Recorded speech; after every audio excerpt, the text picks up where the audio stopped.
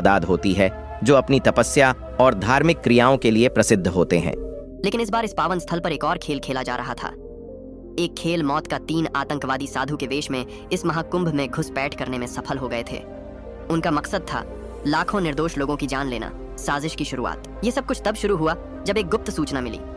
सूचना के अनुसार 3 अज्ञात व्यक्ति साधु के वेश में प्रयागराज की तरफ बढ़ रहे थे। उनकी निगाहें महाकुंभ पर थीं। 3 युवक जो वास्तव में आतंकवादी थे, महाकुंभ में घुसने की फिराक में थे। उन्होंने साधुओं का भेष धारण कर लिया था। लंबे जटाए, भगवा वस्त्र और चेहरे पर भस्म लगाकर वे बिल्कुल असली साधु लग रहे थे। उनका मकसद महाकुंभ में अराजकता फैलाना था। महाकुंभ में सुरक्षा के पुख्ता इंतजाम किए गए थे। पुलिस अधिकारी राम सिंह और उनकी टीम लगातार गश्त कर रहे थे। राम सिंह एक अनुभवी अधिकारी थे और उन्हें साधुओं के वेश में छिपे हुए आतंकवादियों की पहचान करने का अनुभव था। राम सिंह ने जब इन तीनों साधुओं को देखा तो उन्हें कुछ अजीब लगा। इनके चेहरे पर एक अजीब सी बेचैनी थी और उनकी आंखों में एक खौफनाक चमक थी। राम सिंह को लगा कि कुछ गड़बड़ है। उन्होंने अपने साथियों को संकेत दिया और तीनों साधुओं का पीछा करना शुरू कर दिया। पुलिस के सामने कई चुनौतियां थीं। लाखों की भीड़ में 3 संदिग्धों को ढूंढना किसी सुई को ढूंढने जैसा था। इसके अलावा आतंकवादी भी बहुत चालाक थे। उन्होंने अपनी पहचान छिपाने के लिए कई उपाय किए थे। पुलिस ने एक जाल बिछाने का फैसला किया। उन्होंने महाकुंभ में कई जगहों पर सीसीटीवी कैमरे लगाए। साथ ही उन्होंने सादे कपड़ों में पुलिस कर्मियों को भी तैनात किया।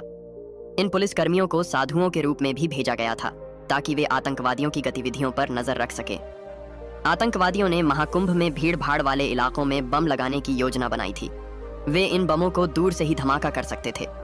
उनके पास विस्फोटक पदार्थों के साथ साथ हथियार भी थे।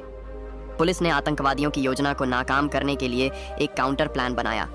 उन्होंने आतंकवादियों के संचार माध्यमों पर नजर रखनी शुरू कर दी। साथ ही उन्होंने आतंकवादियों के ठिकाने का पता लगाने के लिए तकनीकी उपकरणों का इस्तेमाल किया। तनावपूर्ण कुछ घंटों के बाद पुलिस को आतंकवादियों के बारे में कुछ महत्वपूर्ण जानकारी मिली। वह सीक्रेट जानकारी पुलिस के हाथ लगते ही राम सिंह ने तीनों साधुओं को एक सुनसान जगह पर घेर लिया। उन्होंने धीरे से उनसे बातचीत शुरू की। राम सिंह ने उनसे सामान्य से सवाल पूछे, जैसे कि वे कहाँ से आए हैं, किस मठ से हैं आदि। लेकिन तीनों साधुओं के जवाब संदिग्ध थे। वे घबराए हुए थे और उनके जवाब में बार बार विरोधाभास थे। राम सिंह को यकीन हो गया था कि यह तीनों साधु नहीं बल्कि आतंकवादी हैं। उन्होंने अपने साथियों को इशारा किया और तीनों को दबोच लिया। तलाशी लेने पर उनके पास से हथियार और विस्फोटक मिले। पुलिस ने तुरंत कार्रवाई करते हुए आतंकवादियों को घेर लिया। आतंकवादियों ने पुलिस पर फायरिंग शुरू कर दी। पुलिस ने भी जवाबी कार्रवाई की। एक लंबी मुठभेड़ के बाद तीनों आतंकवादी मारे गए। एक बड़ी जीत। पुलिस ने एक बड़ी जीत हासिल की थी। उन्होंने लाखों लोगों की जान बचाई थी।